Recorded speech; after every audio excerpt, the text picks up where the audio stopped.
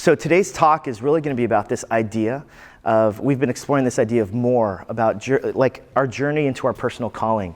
And today I'm going to talk about this dynamic between primary calling that we have, as well as secondary calling. And really how the foundation of both primary calling and secondary calling is love. That being rooted and established in love is really the base foundation for being able to live this out. Now, of course, primary calling is this idea that there's a calling that God has for every single believer. Anyone who says that they're a follower of Jesus, the call is to be a disciple who makes disciples, who goes into every nook and cranny of society. That's the primary call for every single Christian. But secondary calling is a unique calling. It's a personal calling for each one of us. That means that each one of us in our different callings and our different vocations are called in a secondary way, in a specific kind of way. And we're actually going to explore this dynamic of primary calling and secondary calling in the life of Paul. And Paul actually writes to the church in Ephesus, and in his letter to the Ephesians, he actually describes his own primary calling as well as secondary calling and how the two relate to each other. And so in Ephesians chapter 3, verses 1 to 3, this is what it says. It says, "For this reason, I, Paul, the prisoner of Christ Jesus, for the sake of you Gentiles, surely you have heard about the administration of God's grace that was given to me for you." So in the beginning of chapter 3 in Ephesians then, he gives this kind of description of who he is. And here he actually describes this dynamic of secondary calling, his unique calling. And really the acronym that I'm about to present to you that's been developed by some others, a very helpful acronym called GPS. Kind of like a navigation system for all of us in our vehicles and whatever else it might be. GPS is basically another tool for us to discover what is our secondary or our personal or our unique calling. And in this passage here in Ephesians chapter 3, we see Paul's GPS. Now, what does GPS stand for? It stands for gifts, it stands for passion, and it stands for story. Now, I'll kind of go in reverse story, though, in explaining this in Ephesians chapter 3. So first, Paul begins by sharing his story.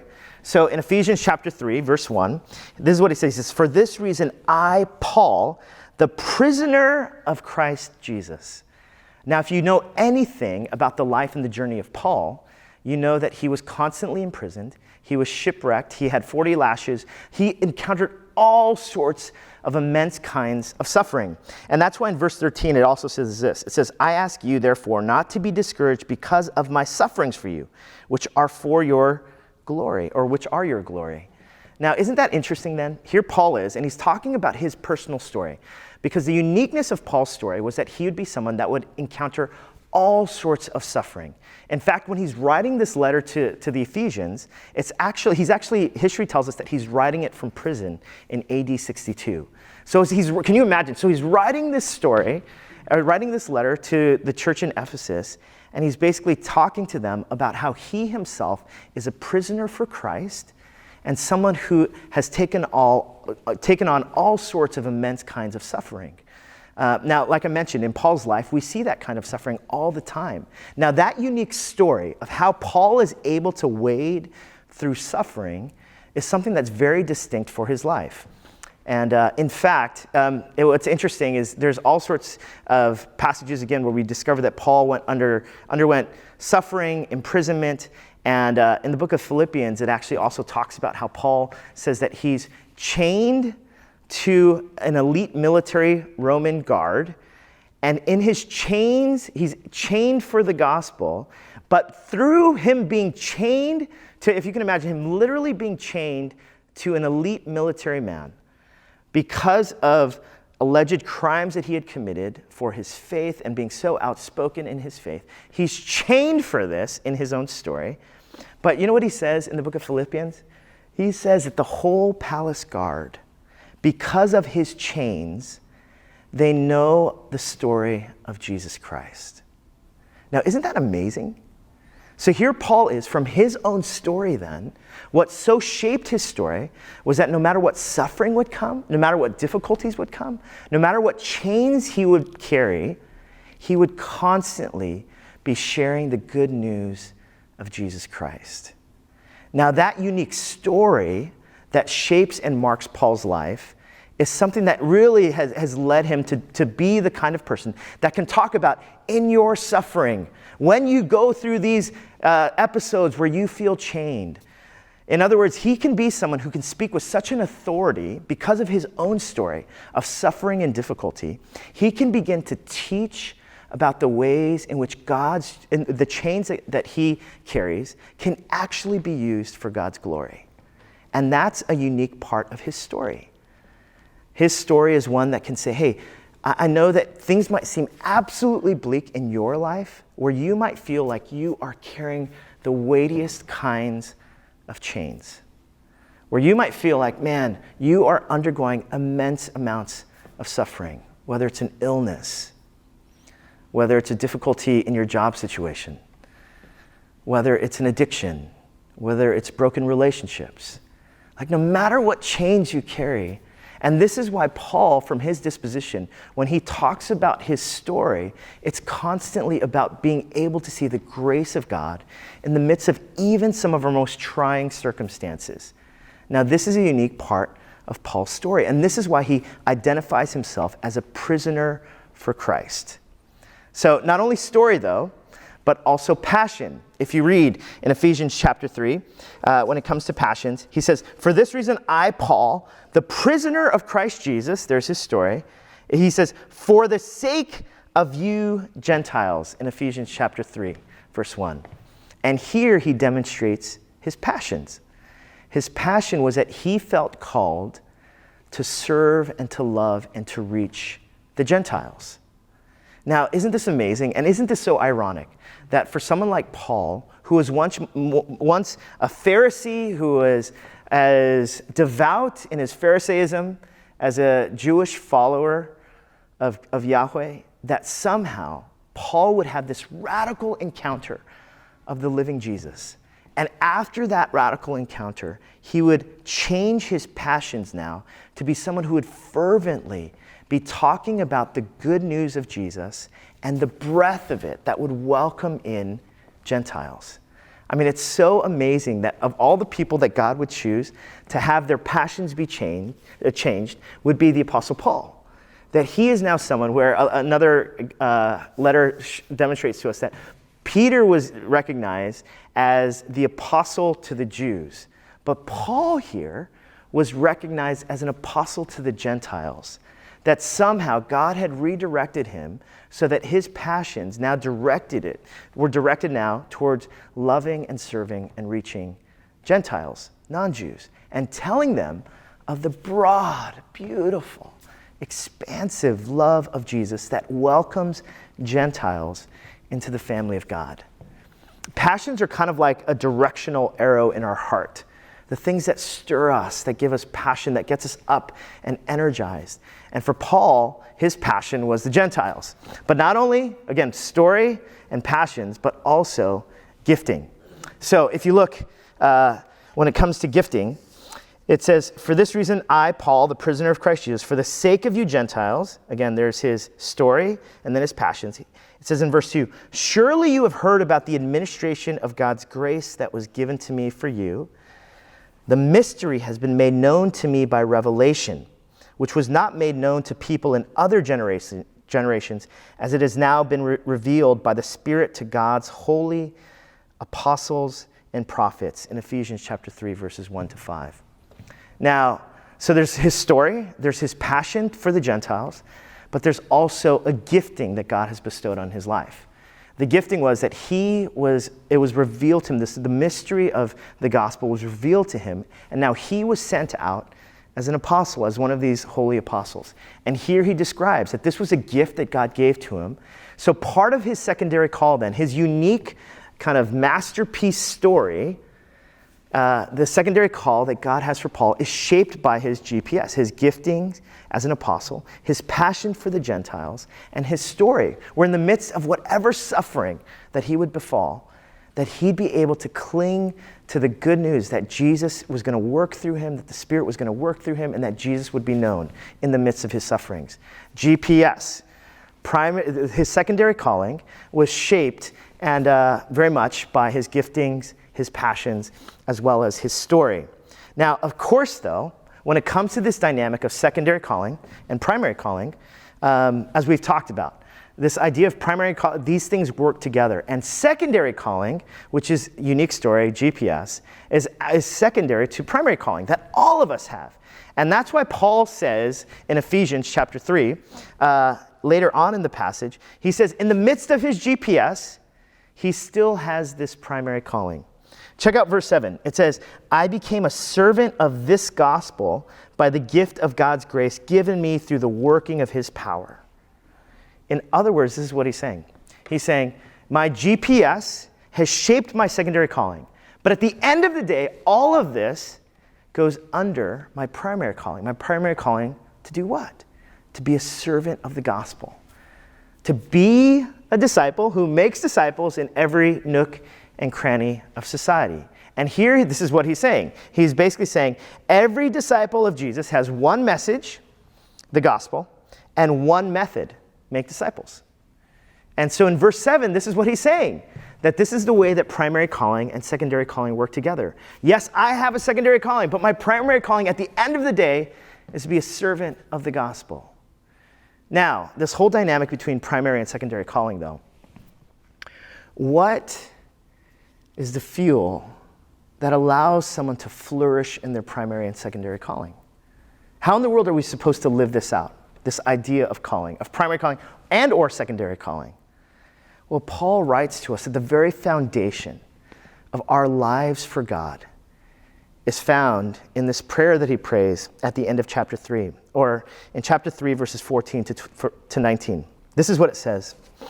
It says, for this reason, I bow my knees before the Father, from whom every family in heaven and on earth is named, that according to the riches of his glory, he may grant you to be strengthened with power through his Spirit in your inner being, so that Christ may dwell in your hearts through faith, that you being rooted and grounded in love. Can I hear you say rooted and grounded in love? Rooted and grounded in love. That you being rooted and grounded in love may have strength to comprehend with all the saints what is the breadth and length and height and depth, and to know the love of Christ that surpasses knowledge, that you may be filled with all the fullness of God. What a beautiful prayer. It's a prayer that basically says, man, my prayer is that for all of us, that the very foundation of our lives is that we would be rooted and established in love, rooted and grounded in God's love. That the very fuel for us to live out any kind of calling in this world is love. And for us as Christians is to embrace and to be filled with the all-encompassing, incredible, magnanimous love of God. Now, here's the thing. What happens when we're not living full of love? What happens to our sense of calling? What happens to our sense of future if we're not rooted and established in love? Tim Keller, when he talks about kind of work and going about one's vocation, he said, one of the most difficult things is for when it comes to work is when success can get to your head, but failure can get to your heart. And how can we live in such a manner in which success doesn't get to our heads and failure doesn't get to our hearts? Now, what does he mean by that? He means that isn't it so easy that when success happens in our vocations and in our callings, it's so easy for us to be puffed up with pride about it and to think so highly of ourselves, to think that we're kind of the bomb. And yet, and when failure comes, there's a way that failure can impact our hearts. When it comes to our callings, when it comes to failure, when it comes to shame, when it comes to all sorts of ways in which we might feel like we failed, how that can devastate our hearts. Now, how in the world do we live in such a manner where success doesn't get to our head and failure doesn't get to our hearts? How? It's by being rooted and established in love. Here's what I know, that whenever I feel unloved, the worst parts of me often come out. I think my insecurities come out. I know that fear comes out. I get super anxious when I feel unloved. I know that sometimes anger comes out and I've got like a chip on my shoulder, like I have something to prove. I think I lack courage. I can compare myself to other people whenever I'm not rooted and established in love. All of these different symptoms of what it's like to not be loved.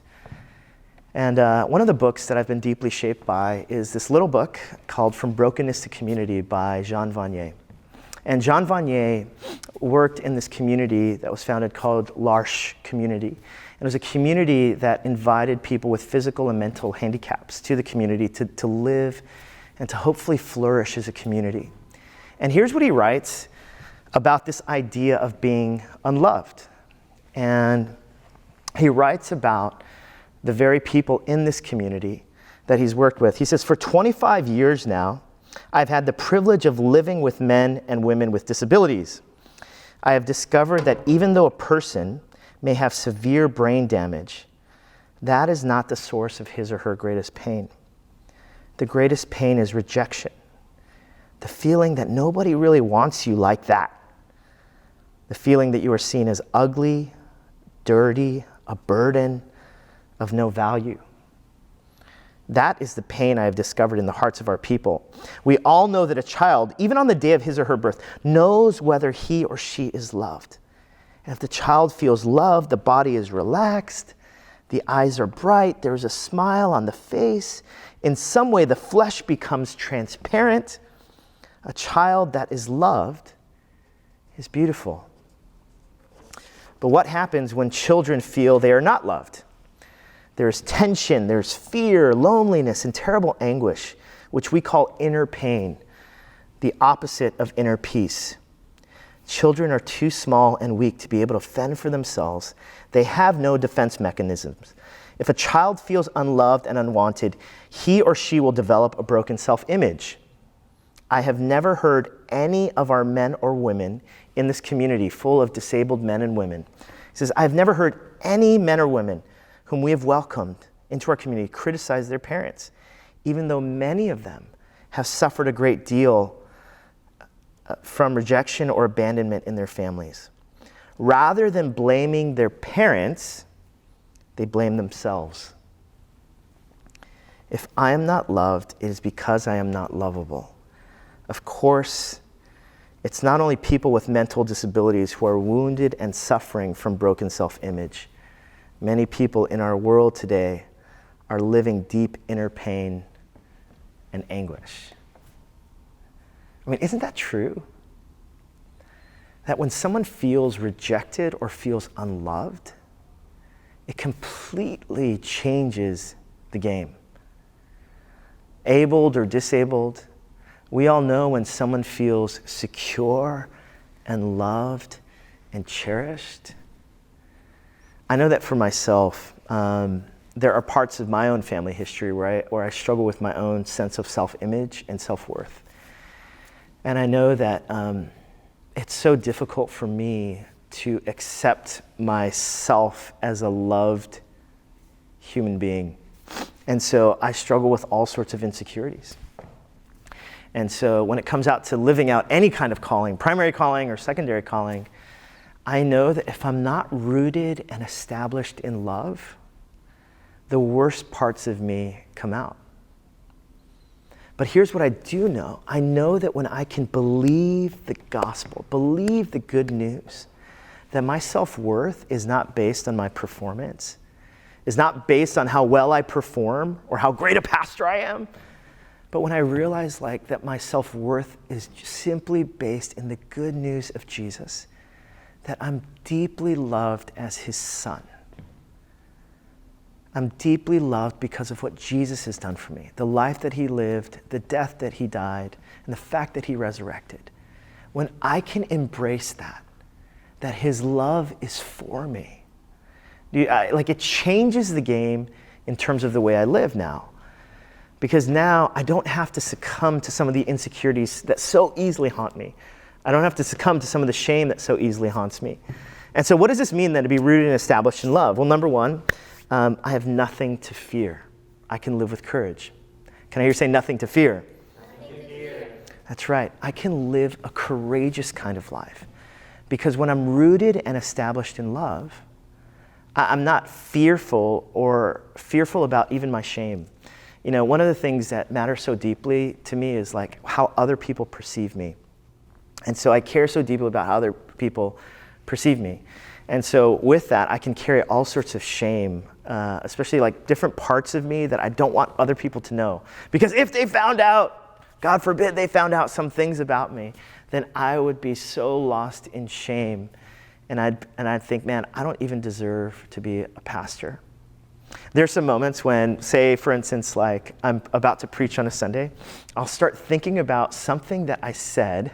And I know this sounds crazy, but sometimes when I'm getting ready to preach, I'll be thinking about like, oh my goodness, when I was 16 years old, I said that mean thing to that one girl in that one class. Drew, you're such an idiot. Like, I'll start thinking about this like when I was 16, like this right before I'm about to get to preach, And I'll start thinking about these things and I'm like, I'm such a sinner. And who in the world am I to be a pastor in this community? Who am I in the world to like be preaching? Like there are so many ways, like the shame just saddles me. And it's in those moments that I need to preach the gospel to myself, that you are deeply loved, that you're rooted and established in love, that you can live with nothing to fear in terms of trying to impress, but you can live with courage. Can you imagine the Apostle Paul? Like Paul, can you imagine for him? He's got this calling, he's got this secondary calling, he's got this primary calling. And here the Apostle Paul was, though. In his former life, he was someone that persecuted Christians. He was someone that would oversee the stoning and the deaths of Christians. I mean, can you imagine for Paul? Like, can you imagine if he somehow would succumb to his shame? Because somehow he convinced himself that, man, I'm beyond God's grace, that there's no way that God could love me because of all the things that I've done. But yet, Paul, here he is, and he writes this beautiful prayer about what it's like to live, and to live fully and freely.